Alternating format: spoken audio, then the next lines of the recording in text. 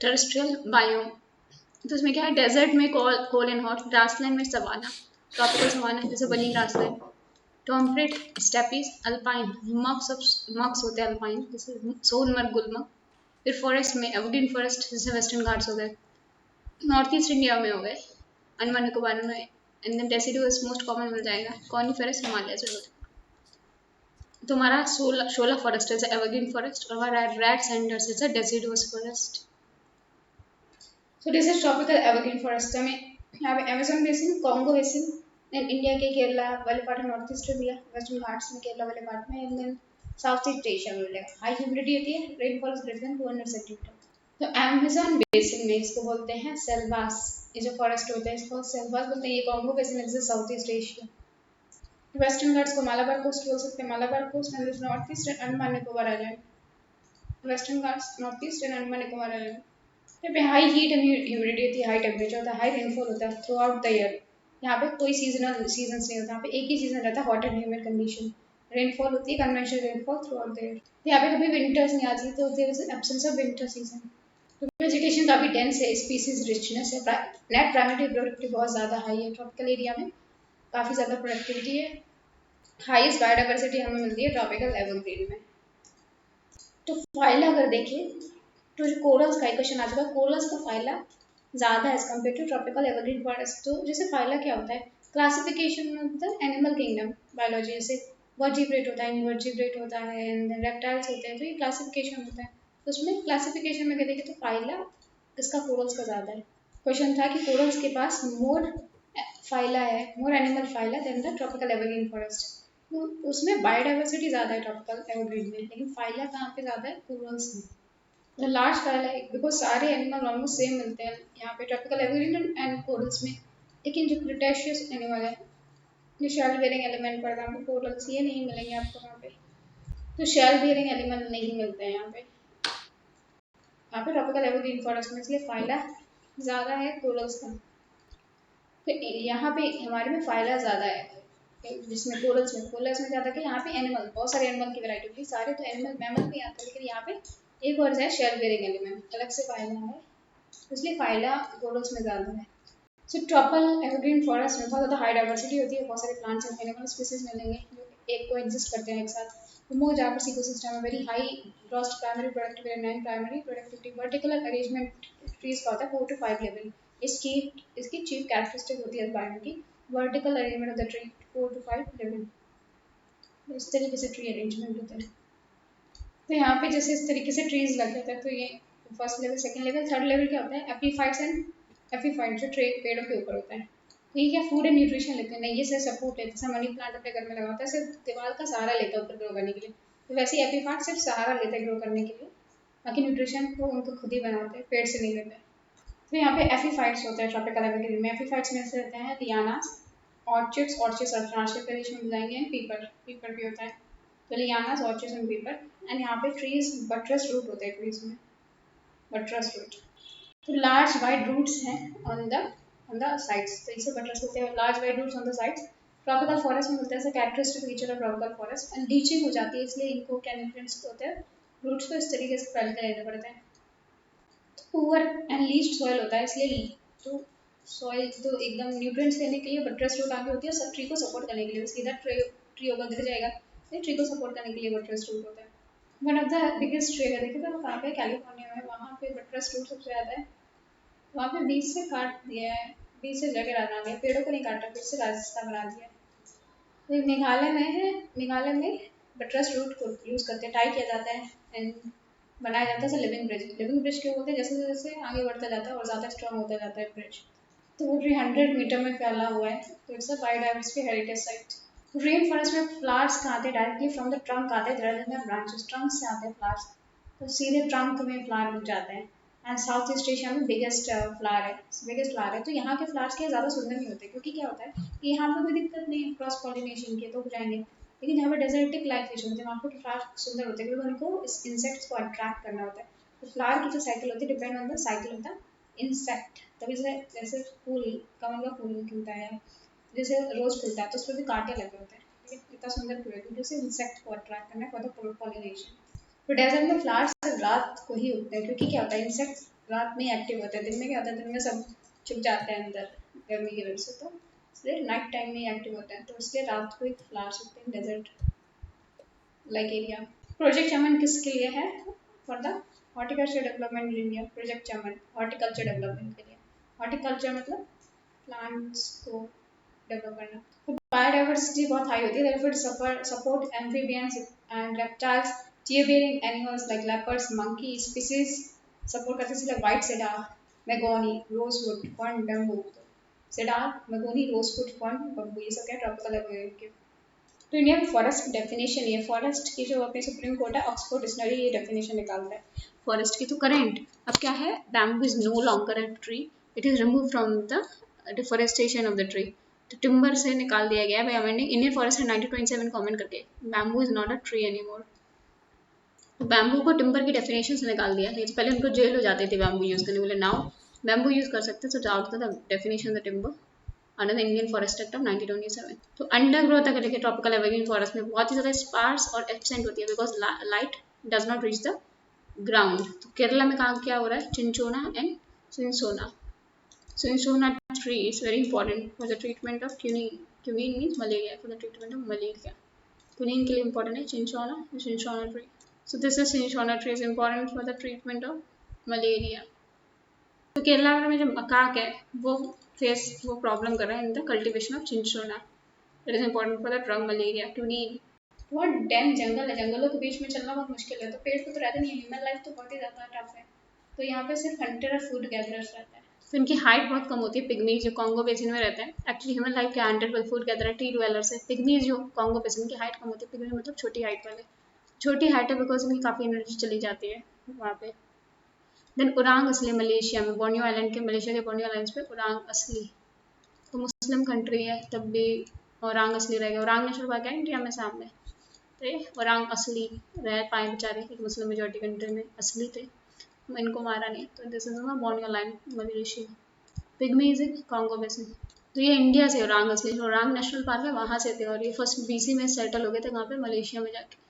Agriculture यहाँ पे possible नहीं है, क्या है, सॉइल काफ़ी पुअर है, पुअर लेटराइट सॉइल है, हेवीली लीच्ड, यहाँ पे पुअर लेटराइट सॉइल होती है। अगर फॉरेस्ट को क्लियर भी कर दिया, सेकेंडरी वेजिटेशन में काफ़ी टॉल ग्रासेस होती है, तो चॉक कर देंगे क्रॉप्स को। तो प्लांटेशन एग्रीकल्चर इंट्रोड्यूस किया था ब्रिटिशर्स ने, जैसे वनीला, कोकोआ। तो कोकोआ घाना नाइजीरिया में होता है अफ्रीका में, रबर इंडोनेशिया मलेशिया में, इंडिया में केरला एंड अंडमान निकोबार आइलैंड में सिंचोना एंड वनीला। टी कॉफ़ी नहीं होती, टी कॉफ़ी में थोड़ी कम रेनफॉल चाहिए, जैसे इंडिया में होती है टी कॉफ़ी, लेकिन यहाँ पे ट्रॉपिकल एरियाज में नहीं होती है, ट्रॉपिकल एवरग्रीन में, क्योंकि इनको कम रेनफॉल चाहिए। तो इन्होंने से पूछा इनमें से कौन से कैम्फर, जैसे वनीला, सिल्क एंड कैम्फर, तीनों ही नेचुरल है। एक तो कैम्फर पेट्रोलियम इंडस्ट्री से आता है जो हम जलाने में यूज़ करते हैं, एक इंडिया में कैम्फर होता है खाने के लिए, तो जैसे नेचुरल कैम्फर, तो वनीला, सिल्क कैम्फर और नेचुरल। तो हाई एल्बिडो पेंट अगर घर पे लगाते हैं तो 6 डिग्री सेल्सियस का अंतर आता है घर पे। तो high albedo paint can be an alternative to ACs. तो एक होता है, देखो ट्रॉपिकल डेसिडुअस वायु में दो होते हैं, ट्रॉपिकल मरीन वायु, ट्रॉपिकल मानसून वायु। ट्रॉपिकल मानसून वायु इंडिया वाले रीजन में, ये साउथ ईस्ट एशिया, ये चाइना वाले एरिया में, और ये ऑस्ट्रेलिया के नदर पार्ट में। तो यहाँ पे क्या हमारा ट्रॉपिकल डेसिडुअस वायु, ट्रॉपिकल मरीन वायु, ये ट्रॉपिकल मानसून वायु होता है, क्योंकि ट्रॉपिकल मानसून वायु में सीजनल रिवर्सल ऑफ विंड होती है।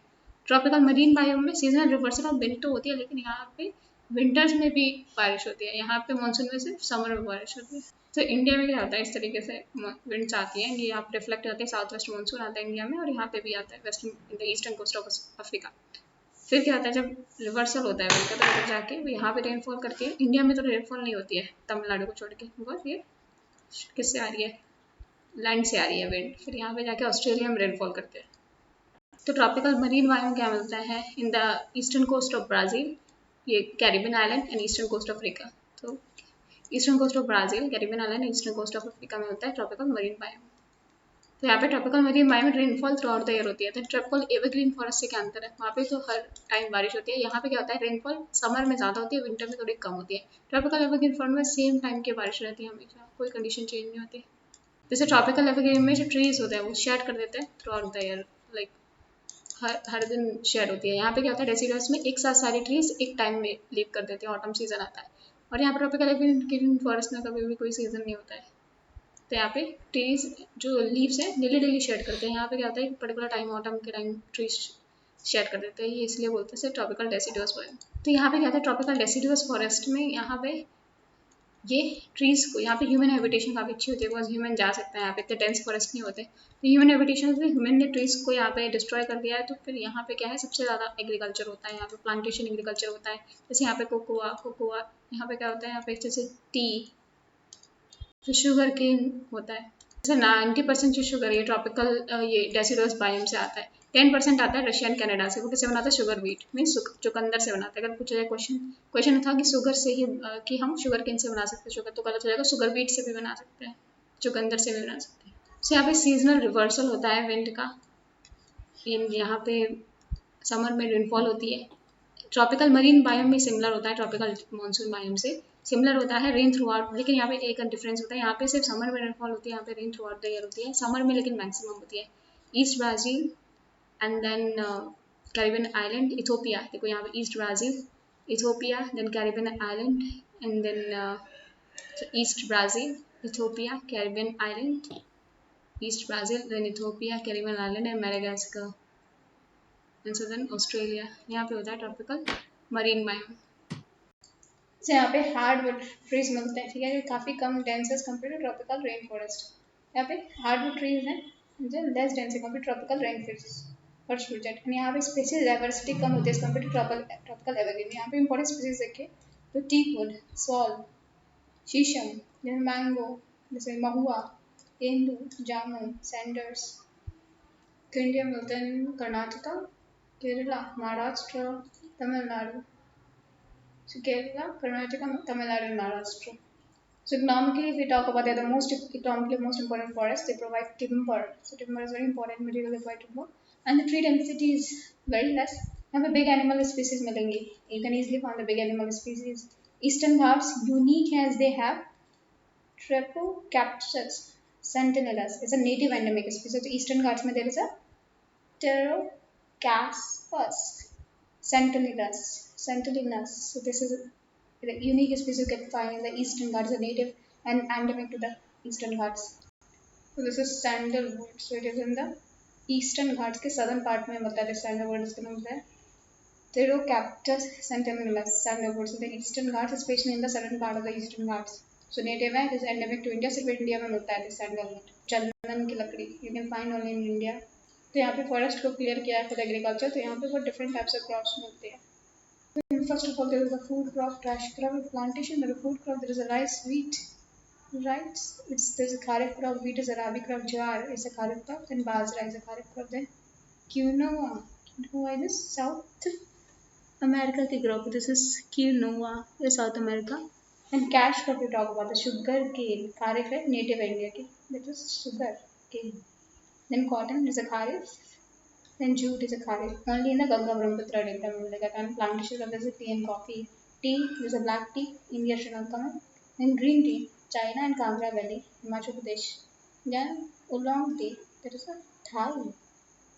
Okay. तो oolong tea ये ताइवान से आती है, oolong tea, Formosa Island से oolong tea. So black tea India and Sri Lanka, green tea in the China, Kangra Valley, Himachal Pradesh. Then oolong tea from the Formosa Island of Taiwan.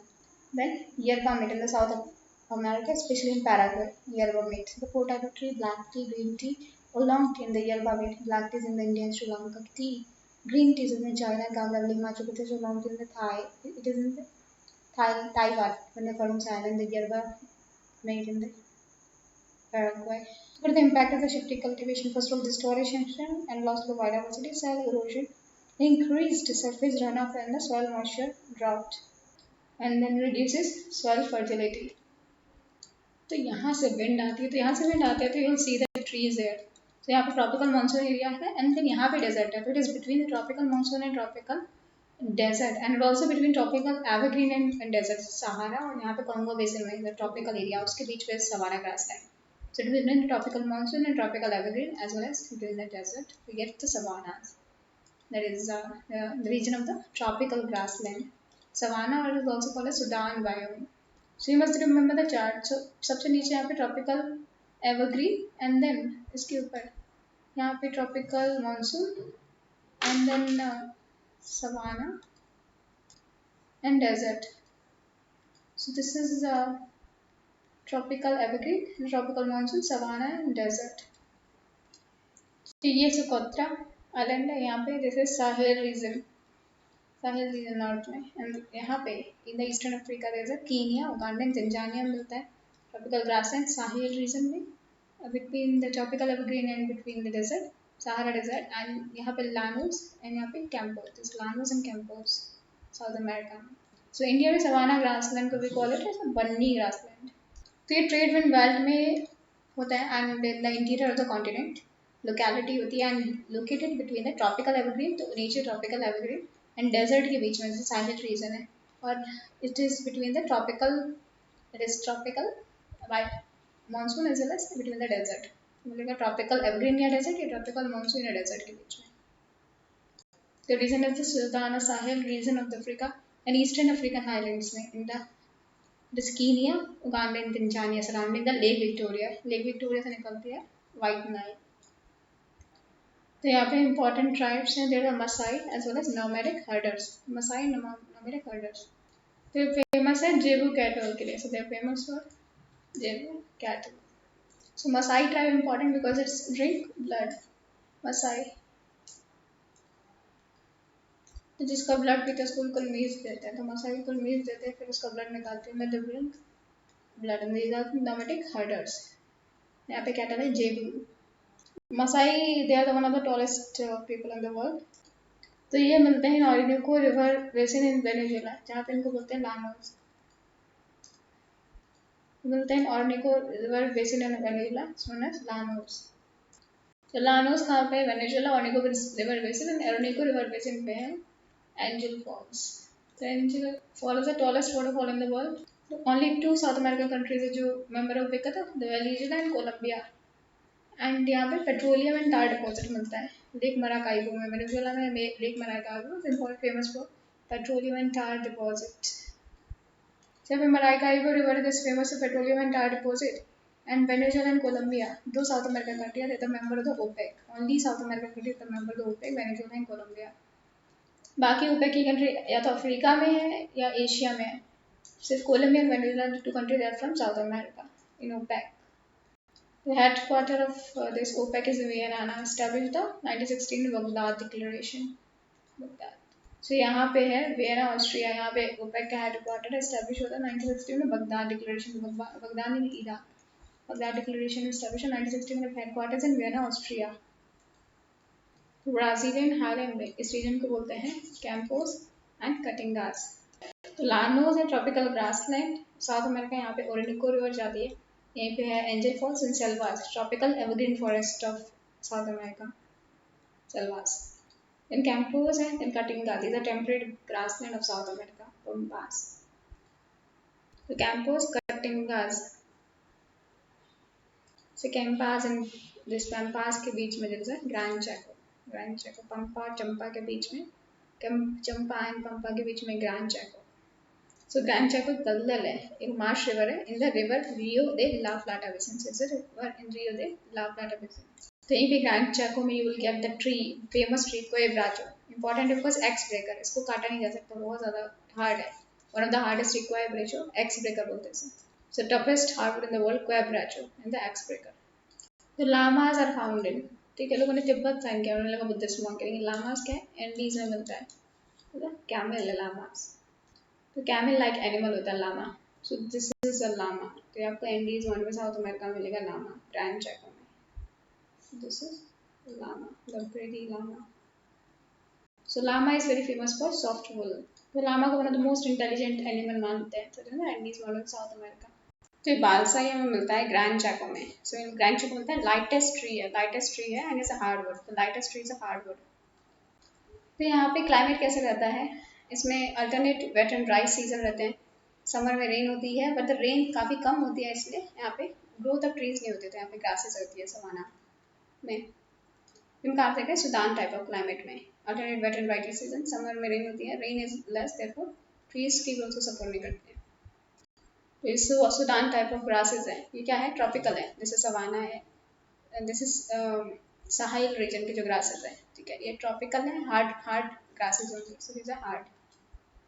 And यहाँ grassland में high annual range of temperature, तो जहाँ पे continentality होगी, चाहे grassland हो चाहे Mediterranean climate हो, एनुअल रेंज ऑफ टेम्परेचर ज़्यादा होगा। एनुअल रेंज ऑफ टेम्परेचर कुछ ही कंडीशन में कम होता है, for example in the case of coastal area as well as equatorial region में। बाकी सारी जगह एनुअल रेंज ऑफ टेम्परेचर काफ़ी ज़्यादा होता है। तो यहाँ पे there are like tall, coarse and very and branchy grasses होती है। ट्रीज क्या होते हैं? ओके तो यहाँ पे अम्ब्रेला शेप्ड होते हैं, वेरी लेस ट्रंक होता है टू द विंड्स। तो यहाँ पे अम्ब्रेला शेप होते हैं, ज़्यादा बड़े होंगे तो गिर जाएंगे ट्री, इसलिए अम्ब्रेला शेप ट्रीज होते हैं। So trees are umbrella shape exposing very less trunk to the wind. तो इसका trunks umbrella shaped है, इस तरीके से होता है, wind यहाँ पे आ नहीं पाती है, तो trunk इसका wind से गिरेगा नहीं, तो इसलिए ये trees क्या होते हैं? umbrella shaped होते हैं यहाँ पे।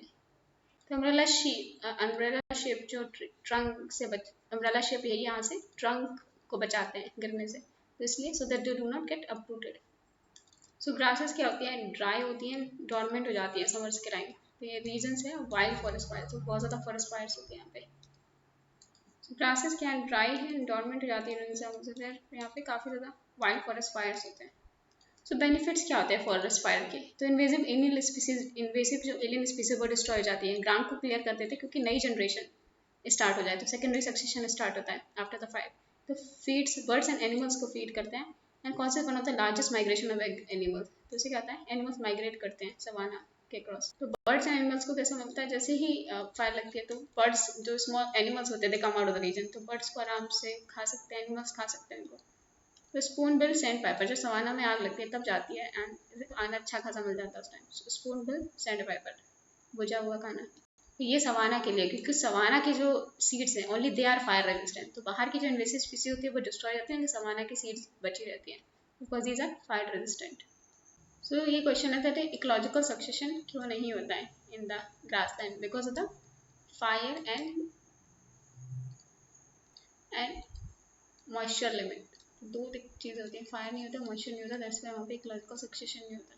तो यहाँ पे एनिमल्स अगर देखें तो यहाँ पे एनिमल लाइक तो काफ़ी लार्ज कार्निवोर्स होते हैं, जैसे सवाना में आपको चीता, लायन, लेपर्ड, हाइना ये सब मिल जाएंगे। एनिमल्स जैसे great white rhino, ostrich, zebra, giraffe.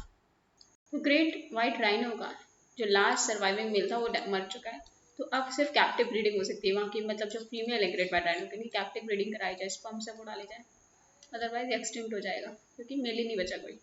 तो great white rhino last surviving male have died, तो can be preserve only through captive breeding. और जो जिराफ है उसको डाल दिया है इंडेंजर से critically endanger, so giraffe is critically endanger now. So cheetah अगर देखिए तो is the fastest animal, extinct हो गया था इंडिया में मुगल पीरियड के दौरान, री इंट्रोड्यूस किया in the northern wildlife sanctuary in Madhya Pradesh. It is introduce in the Kuno national park, Kuno Palkod in Kuno national park in Madhya Pradesh. So cheetah कहाँ से आता है? Nauradehi wildlife sanctuary, Kuno Kolhapur wildlife sanctuary Madhya Pradesh. तो एशियाटिक चीता कहाँ से? इजराइल से रोम करता था, he used to roam Israel to India, Israel से इंडिया तक आता था वो एशियाटिक चीता। सो ये इजराइल से इंडिया तक आता था, तमिलनाडु तक। इसे हंटिंग लेपर्ड भी बोलते थे, it's extinct from India now. ये कहाँ मिलता है? एशिया में सिर्फ एक जगह मिलता है, दस्ते कावेरी ईरान, दस्ते कावेरी डेजर्ट है, दस्ते कावेरी डेजर्ट इन ईरान, वहाँ पे मिलता है एशियाटिक चीता। हंटिंग लेपर्ड बोलते हैं क्योंकि जो ब्रिटिशर्स थे चीता को यूज़ करते थे तो हंट एंटीलोप को हंट करते थे, चीता को यूज़ करते थे ब्रिटिशर्स। तो हम क्या कर रहे हैं? एशियाटिक चीता पहले हम लाने वाले थे, कहाँ पे? बीकानेर में। बीकानेर में कहाँ पे? Gajner wild life sanctuary, Gajner wild life sanctuary Bikaner. तो फिर एशियाटिक चीता 4 स्टेट्स में ला सकते हैं from Namibia, Rajasthan, Gujarat, Madhya Pradesh, Chhattisgarh. 4 state select किए, राजस्थान, गुजरात, मध्य प्रदेश एंड छत्तीसगढ़। तो दस्ते कावेरी ईरान से पहले चीता लगाने पड़ते थे बीकानेर में, गजनेर वाइल्ड लाइफ सेंचुरी में, फिर वो कैंसिल हो गया, 2012 से चली थी। अब हम कहाँ से ला रहे हैं? We are bringing it from Namibia. So here is Namibia, Namibia से लेके हम चीता लेके आ रहे हैं नामीबिया। यहाँ पे नामीबिया डेजर्ट है, हियर इज काला पहाड़ी डेजर्ट। तो wild life institute of India की बात करें तो स्टैब्लिश है देहरादून में 1982 में। सो 1982 इंदिरा गांधी के मरने के 3 साल पहले wild life institute of India create किया गया था। Another ministry of environment, forest and climate change, biodiversity को देखता है, endangered species wild life policy, management of the habitat and climate change, ये सब देखता है। साइट्स जो सेलेक्ट किए हैं कहाँ पर इंट्रोड्यूस कर सकते हो किया wild life institute of India ने। कहाँ पर इंट्रोड्यूस करते हैं चीता को? किसने बोला है? Wild life institute of India ने सेलेक्ट किया साइट्स। तो वाइल्ड लाइफ इंस्टीट्यूट का काम है रिसर्च करना, तो कहाँ काम करता है? रिसर्च करता है wild life institute. Line is a social animal, हमेशा लाइन क्या मिलेगा? ग्रुप में मिलेगा। अगर हाइना आ जाए, अगर हाइना आ जाए तो वो लाइन को, जब 25-30 हाइना आ जाए एक लाइन को मार डालेगी, तभी लाइन हमेशा ग्रुप में रहता है। लेकिन टाइगर, एक टाइगर को अकेले भी कोई परेशान करने की कोशिश नहीं करेगा, तो tiger is not a social animal, but line is a social animal. तो एग्रीकल्चर की बात करें तो यहाँ पे एनिमल रियरिंग इंपॉर्टेंट नहीं है, बिकॉज यहाँ पे सॉफ्ट ग्रासेस नहीं है, यहाँ पे क्या है, हार्ड ग्रासेस, ट्रॉपिकल ग्रास में हार्ड ग्रासेस है, तो इसलिए यहाँ पे एनिमल रियरिंग से नहीं हो पाती। नॉट इम्पॉर्टेंट है एग्रीकल्चर, बिकॉज वाटर रेन कम है, यहाँ पे वाटर रेन कम है, पेड़ भी नहीं दिखते तभी सवाना इसमें। साहिल रीजन को देखिए, fast turning into desert due to the sand dunes from the Sahara. यहाँ पे साहिल रीजन से ऊपर से सहारा डेजर्ट से क्या आ रहा है, साहिल रीजन में डेजर्ट, ये भी डेजर्टिफिकेशन होता जा रहा है इसका। तो ह्यूमन के लिए ज़्यादा खतरनाक कौन है, चीता। ये ज़्यादा ह्यूमन से इंटरफेयर नहीं करता लेपर्ड, अनलेस प्रवोक करो उसे। तो यहाँ पे क्या है, येलो फर होते हैं लेपर्ड के, एंड चीता के डार्क फर होते हैं, एंड ये सिर्फ एशिया में मिलता है लेपर्ड, यानी अफ्रीका एशिया चीता दोनों मिलता है। एंड ये नाइट पे हंट करता है लेपर्ड, रात को निकलेगा, ह्यूमन से इसे मतलब नहीं रहता, एंड चीता दिन में हंट करेगा, तो एनिमल को, ह्यूमन को भी खा सकता है। चीता इज अ फास्टेस्ट एनिमल है लैंड में अगर देखा जाए। तो ये लेपर्ड है, ये अकेले रहता है सॉलिटरी एरिया में, एंड चीता ये आपको ग्रुप में मिलेगा। तो लेपर्ड आईयूसीएन रेड लिस्ट में नहीं है, लेकिन ये चीता आईयूसीएन रेड लिस्ट में है।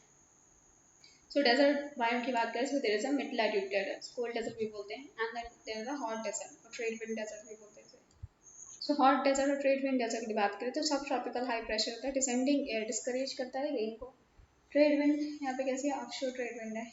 एक तो सब ट्रॉपिकल हाई प्रेशर वर्क में डेजर्ट मिलेंगे, फिर से ट्रेड विंड क्या होती है, ऑफशोर ट्रेड विंड में अपबेलिंग जोन की क्या होता है, अपबेलिंग होती है कोल्ड करेंट की, तो इसलिए डेसिकेटिंग इफेक्ट प्रोवाइड करता है।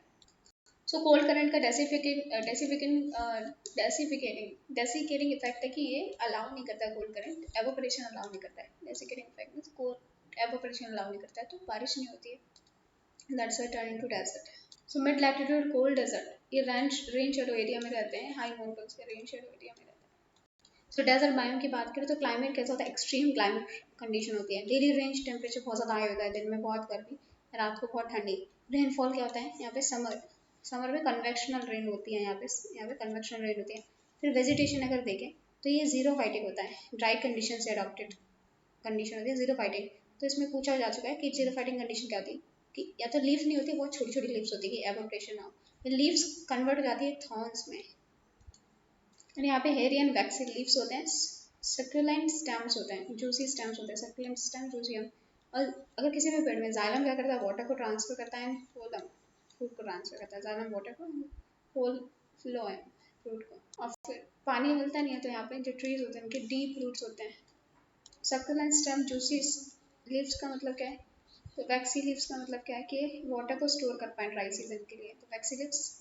और सक्यूलेंट स्टेम्स होते हैं, जूसी स्टेम्स होते हैं, तो ये सक्यूलेंट स्टेम होते हैं to store the water for dry season, drought के टाइम में बचे रहने के लिए। और डीप रूट्स के होते हैं in the search of the ground water. क्यों डेजर्ट में फ्लावर्स रात को क्यों खिलते हैं, बिकॉज डेजर्ट के इंसेक्ट होता है, क्रॉस पॉलिनेशन के लिए वो एक्टिव रहते हैं नाइट के साथ, जो जिस तरीके से इंसेक्ट्स का बिहेवियर होता है उसी तरीके से फ्लावर्स उगते हैं। United Nation convention to combat desertification इकलौती कन्वेंशन है जो डायरेक्टली आती है, directly come from the recommendation of agenda 21 के रिकमेंडेशन से आती है, United Nation convention to combat desertification. तो डेजर्ट को कॉम्बैट करने के लिए, desertification to combat the desertification, mitigate the desertification, headquarters in Bonn. And अभी की जो COP14 की मीटिंग है, 14वीं मीटिंग काफी इंडिया में 2019 में सितंबर में इंडिया में हुई है COP14। So India is a member of the UNCCD. So conference is important as India has shown great achievement in the afforestation program में इंडिया ने बहुत अच्छे अचीवमेंट दिखाए हैं। So यहाँ पे है national programme to stop desertification, United Nation conference, United convention to combat desertification का फंडिंग कहाँ से आती है, ग्लोबल एनवायरमेंट फैसिलिटीज के लिए, जैसे पार्ट ऑफ द कन्वेंशन ये पीरियडिक रिपोर्ट। तो कन्वेंशन के पार्ट में हर एक कंट्री को एक पीरियडिक रिपोर्ट देनी पड़ती है। इंडिया ने एफोरेस्टेशन में काफ़ी अच्छा काम किया है, तो इंडिया की रिपोर्ट में एफोरेस्टेशन के बारे में काफ़ी अच्छी चीज़ें लिखी है। जो पीरियडिक रिपोर्ट में इंडिया की रिपोर्ट है, स्टेट ऑफ एनवायरमेंट रिपोर्ट है 2018, जो पीरियडिक रिपोर्ट थी United Nation convention to combat desertification के लिए। 30% लैंड जो इंडिया में थ्रेट है उसको डेजर्टिफिकेशन का, लैंड डिग्रेडेशन का रीज़न क्या है, पहला सबसे ज़्यादा 11% जो कॉज है, तो सब होता है वाटर इरोजन हो रहा है।